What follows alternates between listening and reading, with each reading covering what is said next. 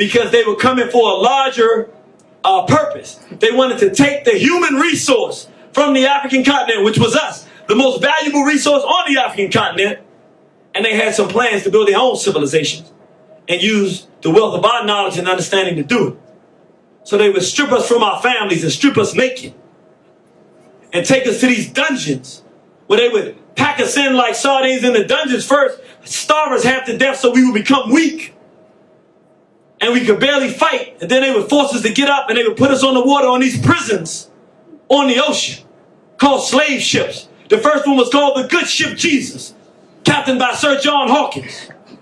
First slave ship they put our ancestors on. And they would always have a white Catholic priest standing there and said, God has ordained now that you are to be the slave of the white race for eternity. Jesus Christ is your new God. And you will love him and you will obey him. And they said, remember this and don't forget it, because if you do, you could die. You no longer have a history. You no longer have a culture. You no longer have an identity. You didn't have a mother. You don't have a language. You are, always will be a nigger. That's your new identity. You're going to call yourself that. You're going to call your children that. You're going to answer to that. You're going to bow to that. That is who you are, who you will be. You will not have an identity because you have no self-respect. You are a nigger. You will repeat that. You will answer to it. You will carry that for eternity. That's all you'll ever be, is a servant to white interests and your new God, Jesus Christ. And I, as a white, am a representative of your new God. Do you know your new name? And so many of our ancestors didn't understand, but they was resisting that because they said, no, I got a language. I have a history. I have pride. No, you're not going to strip my identity from me. They might not have known why they were trying to steal the identity, but some just refused to die. And so we would struggle and fight. We would continue to use our language when they weren't looking. We would continue to remember our customs. Some of our ancestors put the watermelon seeds in their mouth when they were leaving because they said, I want to have something that reminds me of home when I leave. I'm an African. I'm a God. I'm a Shanti. I know who I am. They won't take me from me. So I'm going to remember however I can. The sisters will remember the songs they sang when they were in Africa. And during the course of this 250-year period, they killed so many of our ancestors. I mean, imagine they make us just throw our ancestors overboard. They killed so many millions of our ancestors that the Atlantic shark stopped hunting for food in the ocean. And they started traveling on a new migration pattern that they follow to this very day, because they could follow the slave ships and they knew that there would be fresh meat for them to eat. They stopped hunting in the ocean, the sharks. That's right. Because our ancestors became their most enjoyed meal.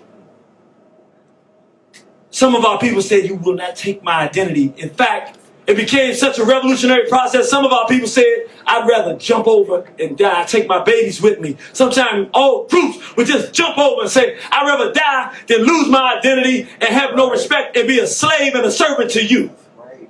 That's right. And so they said, no, I'm going to beat this out of you. Because we were rebellious. We didn't want it. They said, what's your name? And that black man would say, my name, I'm an Ashanti. He said, you are a nigger. And they would take that whip and they would rip through the back of the brother. He said, I'm God. I'm Wolof. You'll never change me. And many of our ancestors died fighting, never giving up their identity, never accepting anything less than being proud, productive African people, the beginning of civilization. But see, they would rip through the backs of our ancestors saying, I will make you submit to a new identity, because unless I strip your self-respect from you and you can answer to a new identity, I can't do what I intend to do, so I'm going to break you. Some of us didn't break. A lot of us broke. This was serious. I know it's hard to imagine, but some brothers were so revolutionary, they said, man, I will starve myself. I will kill myself before I let you take my identity and make me something you want me to be. So the whites would say, no, you got to eat, boy, because I got something for you on the other side. So they would take a hammer and bang the teeth out of our ancestors and shove a muzzle in their mouth and shove slop down the throat. This is how we got here. This is what happened. Speak on it. It wasn't no easy way to get here. Speak on it. And so then we were fighting the whole way. Don't ever let nobody tell you we didn't fight. We fought all the time, the entire process, the whole way we fought. That's right. So sometimes they say, you know what, they're getting too rebellious. They would tie us together, 10, 15, 20 at a time, sometimes 40 or more, and then weight rocks down. And if the sharks weren't so full from eating our ancestors, of course, they would just attack and eat us right when we went in the water. But sometimes they were so full from eating, they couldn't even eat. So one by one, tied together, weighted down with rocks, our ancestors would just sink into the ocean. And even though we don't know what's at the bottom of the ocean, one thing we can guarantee ourselves is that our ancestors' DNA is there. But you see, that was just the first part of this trip. Because once they got us on shore, now the real dehumanization process begins, because now they strip us naked, men, women, and children. And now, you know what I'm talking about. They had to auction us off, you know, but they had to make us look good. So they would take pig lard and shine our bodies up like brothers do with their Cadillac to get it nice and shiny, because Europeans were coming to this market to buy our ancestors. That's right. And so we had no right to protect our own selves, and these Europeans would come to buy us like cows or sheep, to work forever, work until they killed us on their plantations, work us to death in many cases, if we were lucky. Because not all of us made it to the slave plantations. There was another place where the feminization of the black male became really deep and penetrating. It was called the sex farm. And this is the area where the black man had everything that made him a man stripped from him. His job is to protect his black women and children. But now he has been stripped of that, and now he's been trained to be the salesman of the sexual exploits of our people. And so rich whites would go to the sex farms, and they would get these black males who they strip their manhood. He won't kill for his women. He won't die for his race if necessary. He now is the sexual salesman of his own women. And he says, come on, let me show you what we got. Do you like her? Today we call it pimping. But he was forced out of the process of manhood to say, look, here my women are available for you. Let me show you this one. You want to take her in the back and try her out? Let me show you this one. Oh, you can't touch her. She's never been as much as kissed. The price on her, I don't think you got pockets that deep. He became the actual salesperson, which means everything that made him a man had been stripped from him. He was a male who took pride in the sexual exploitation of the very people his manhood demands that he protect. This is a process that they put our people through. But you know, these Europeans can be very freakish. So grown females was one price, but they really liked the little young girls, 5 to 15 years old. And they would train a black male. They would pay him. And in exchange for these nice clothes and economic benefit, he would train these little young girls to dance and gyrate before the world and present themselves as sexually tantalating to these grown white males who could then buy them and take them home as sexual slaves, or could take them in the back and have their way with these little girls. Speak on it. Can you imagine black men being reduced to such a level? And I want y'all to see this because it's important to understand. Imagine in your mind being so reduced as a man that you actually take pride in receiving gifts and economic benefits from the exploitation of your own women. Speak on it. Can you imagine a time where we were so effeminized and so backwards that we would become the salesman of our own daughters? That we would take our daughters and say, hey, I want you to look sexual to the world. Speak on it. I'm supposed to be a father that protects, but no, that's not what I am anymore.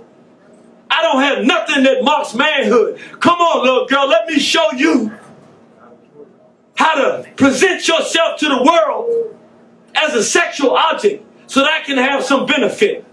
Can you imagine us watching our daughters do this before the world? Even training them to do this.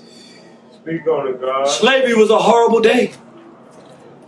Even it got to the point where we would do it so long, we would literally be out there with our daughters showing them how to act feminine. So we become feminine and demonstrating it. Speak on it. Teaching them so long, we would even teach the women that we were dealing with, they became women. And at some point, it got to the point where we taught our women to desecrate themselves, and then they began to teach our daughters. Speak on it. This was called slavery. That's right. I don't know if you remember that process, Right. but it was a horrible process. I don't know how much you know about it. But remember, the European didn't like females at all. He always wanted to reach his highest and noblest aspirations. And that was always to be with a little boy. And so the Europeans would have a room where the white male would train the little boys in oral sex and anal sex. And they would train them. They would shine them up like females. They would put earrings on them and put them in dresses. Put makeup on them and let them wear fluorescent colored clothing. And the white males would come. They had to have a lot of money. This was a special. You had to have money for this. And they would come and buy our sons and take them home as their sexual playgrounds. That's right. I mean, they would just purchase them, our sons, as their daughters, their sexual play toys, to take them home and keep them in the privacy of their own white homes.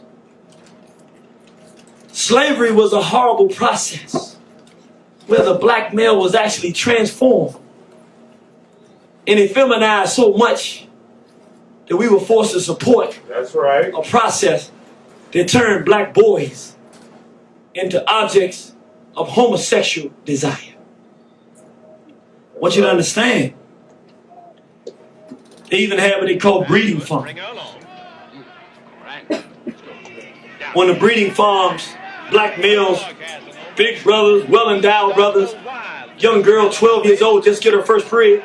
Whites would travel hundreds of miles down here in Virginia, Southern Maryland, Tennessee. They were all around the country. And they bring the little girl there for him to rape. Some of the whites didn't want to breed from a professional breeding fee to get a black male to be trained to rape the little girl, so they would do it on their own plantations. Sometimes brothers would be forced to do this 10, 15, 20 years sometimes, impregnating all the females. Eventually, after 12 or 13 years, they bring his daughter in there. He raped her. Now he has a daughter, and his daughter and his granddaughter are the same person.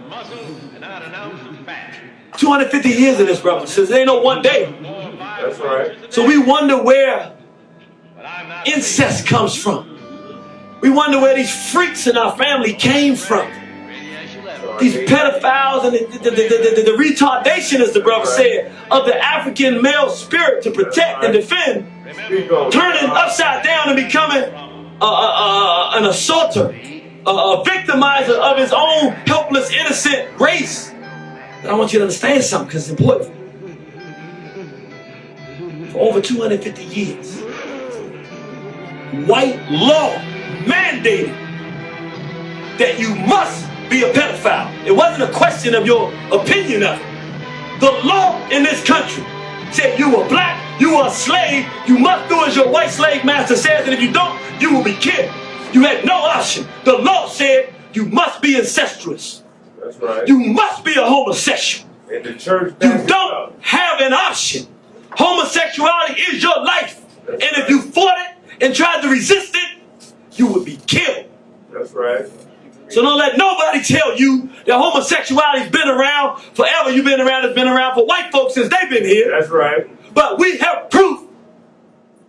Our reality is proof that you had hundreds of years of laws mandating our complicity with child sexual abuse, incest, rape, homosexuality, and every filthy, degenerate practice you brought with your filthy behind from Europe. That's right. And you forced us into this. And we started opening our minds and seeing what's going on. We realized yesterday ain't that much different than today. Dr. John Henry Clark said the people who forget their past be destined to repeat those mistakes of the past. That's right. So So I want to talk about this because I want to be very clear how this thing works. In order to enslave our people and put us through what they put us through, there was one thing that was critical. Because without this, they knew that they would have to pay a definitive price of their lives. So in order to get us in this condition and avoid the penalty for their crimes, they had to create the surrender of black manhood. They had to force us as men to surrender our manhood. And so in the modern context, I want you to understand, the process hasn't changed. First stage in the process, you must stop having self-respect. In order to put a race through this, you must forget your identity or ignore your real identity and accept a new one. How do whites measure if you